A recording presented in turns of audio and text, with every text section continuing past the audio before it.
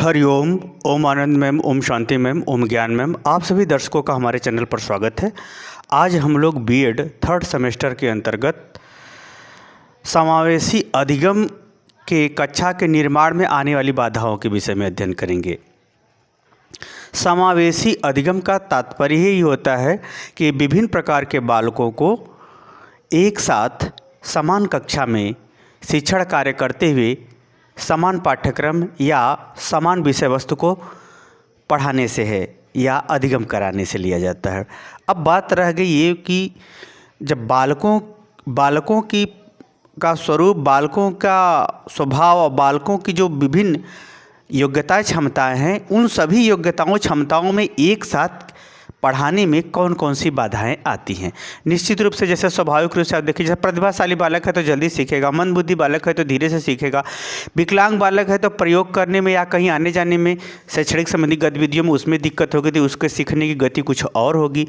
उसी तरह से अगर ये कहा जाए मूक बधिर बालक कहा जाए या श्रवण बाधित बालक कहा जाए, या जो बालकों को बोलने में हकला करके बोलने में दिक्कत होती है, ऐसे बालकों को एक साथ अगर बैठा करके पढ़ाया जाएगा तो निश्चित रूप से समस्या उत्पन्न होती है। तो इस वीडियो के अंतर्गत समावेशी अधिगम कराने के लिए समान कक्षा में कौन कौन सी बाधाएं उत्पन्न होती हैं, उसी को हम लोग देखेंगे। इसकी पहली बाधाएं हम लोग देखते हैं। तो पहली बाधाएं है व्यवहारिक संबंधी बाधाएं। अगर हम व्यवहारिक संबंधी बाधाओं की बात करें तो व्यवहारिक संबंधी का यहाँ तात्पर्य यह है कि जैसे कोई बालक है उसको सुनाई नहीं कम देता है, श्रवण बाधित है, तो अब टीचर को क्या करना पड़ेगा, जोर जोर से बोलना पड़ेगा, तो अन्य बालकों को क्या होगा, डिस्टर्बेंस होगा या उसको दिक्कत होगी। अगर कोई दृष्टि बाधित बालक है यानी आंशिक रूप से है, यानी थोड़ा उसको दिखाई देता है थोड़ा नहीं दिखाई देता है, ऐसे बालक को क्या होगा, कोई चीज़ मान लीजिए, कोई ज़रूरी तो नहीं शिक्षक बार बार समान आकार का ही शब्द लिखे, आवश्यकता अनुसार घटा बढ़ा भी शब्द लिखा जाता है, तो उस दृष्टि बाधित बालकों को देखने में दिक्कत। वही मंदबुद्धि बालकों को बार बार उसको एक ही चीज़ को पढ़ाने पे उसको याद होता है। तो यानी एक प्रकार से देखा जाए तो कक्ष में जो है अध्यापक को पढ़ाने में, व्यवहार करने में समान व्यवहार करता है तो सभी लोग सीख नहीं पाते हैं।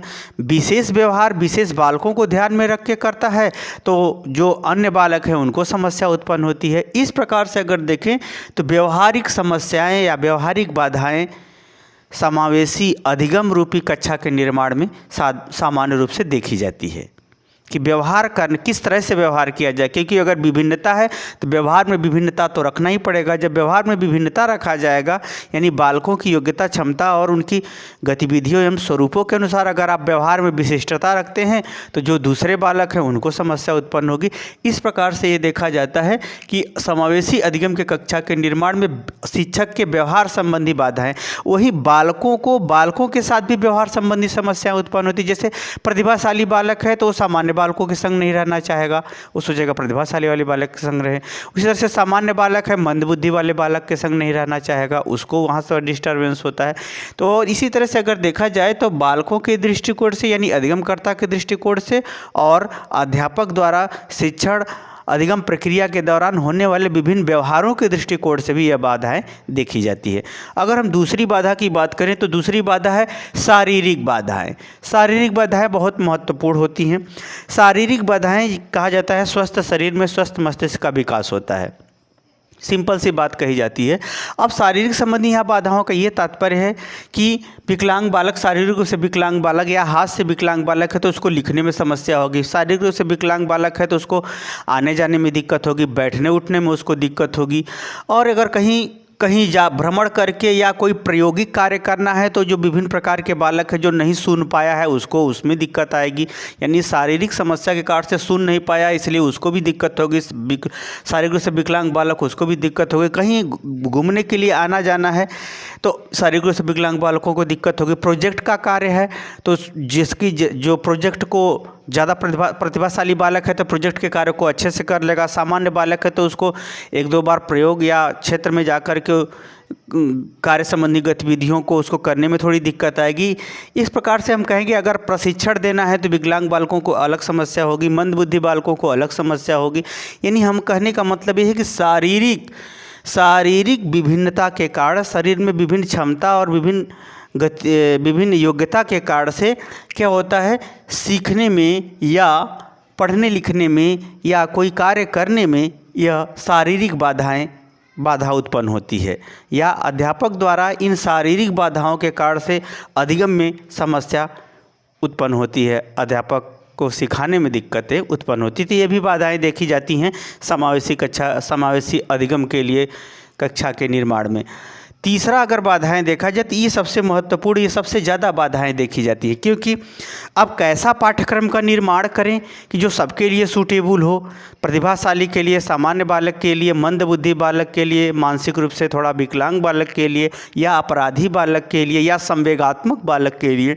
तो इस प्रकार से शैक्षिक जो बाधाएं होती हैं उसमें पाठ्यक्रम के निर्माण में, और एक ही अध्यापक एक ही समय में विभिन्न शिक्षण कौशल या विभिन्न शिक्षण विधियों का किस प्रकार से प्रयोग करे जो सबसे उत्तम हो, यानी उत्तम शिक्षण विधि, उत्तम गतिविधि को अपनाने संबंधी भी दिक्कत होती है।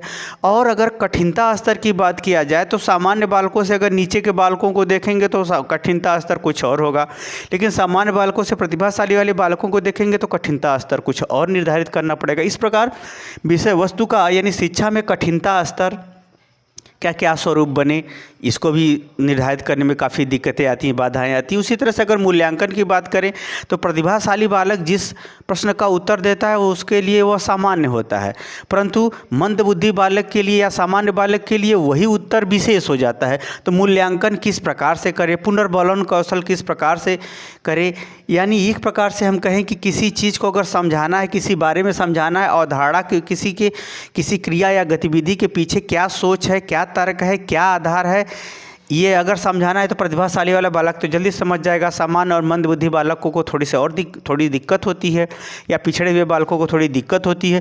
तो इस प्रकार से शिक्षा संबंधी जानकारियाँ या शिक्षण संबंधी कार्यों के अंतर्गत विधि, प्रविधि, पाठ्यक्रम, मूल्यांकन और कॉन्सेप्ट यानी किसी चीज़ के पीछे अवधारणाओं का निर्धारण करने में या उसको समझाने बताने में भी बाधाएं उत्पन्न होती हैं, यानी शैक्षिक संबंधी भी बाधाएं देखी जाती हैं, पाई जाती हैं।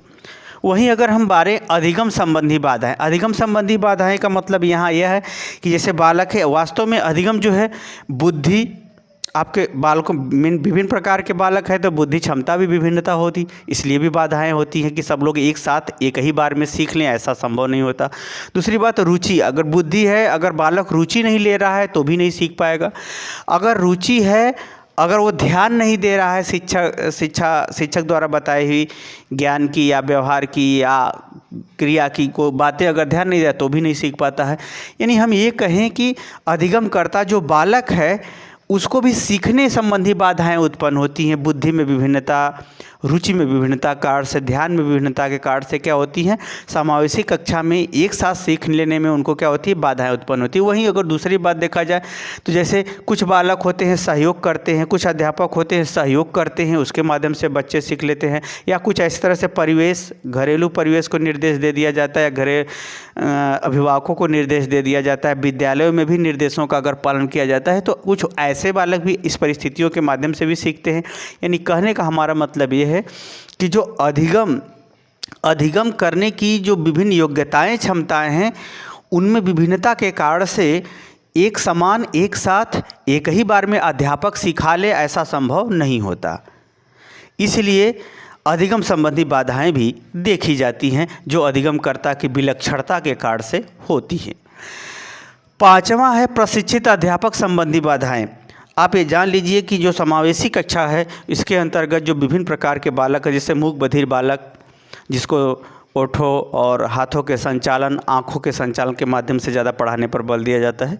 कहने का मतलब है जो संवेगात्मक बालक है, जो बहुत संकालू स्वभाव का है, बहुत डरा रहता है, सहमा रहता है, कभी ज़्यादा प्रसन्न होता है तो कभी ज़्यादा रोने लगता है, तो ऐसे बालकों, या जो अपराधी किस्म के जो बालक हैं, या जो एकदम मंदबुद्धि बालक है, ऐसे बालकों को अगर समान कक्षा में सभी बालकों के संग पढ़ाया जाएगा तो निश्चित रूप से अध्यापक बहुत टैलेंटेड, बहुत प्रशिक्षित चाहिए, बहुत नॉलेजफुल और बहुत संवेगात्मक रूप से समझने वाला, एक प्रकार से मनोवैज्ञानिक दृष्टिकोण में बहुत एक्सपर्ट होना चाहिए।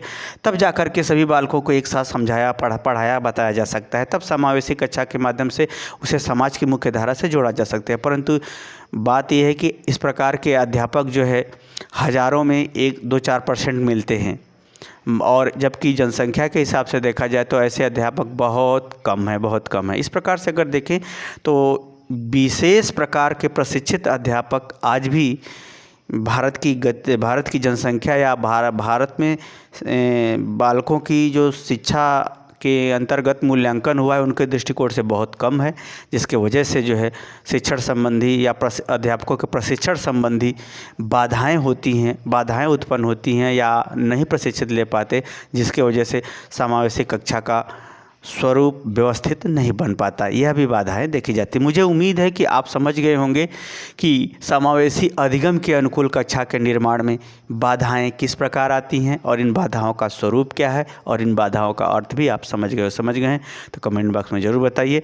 साथ ही मेरे चैनल को लाइक शेयर सब्सक्राइब भी कीजिए। हरिओम।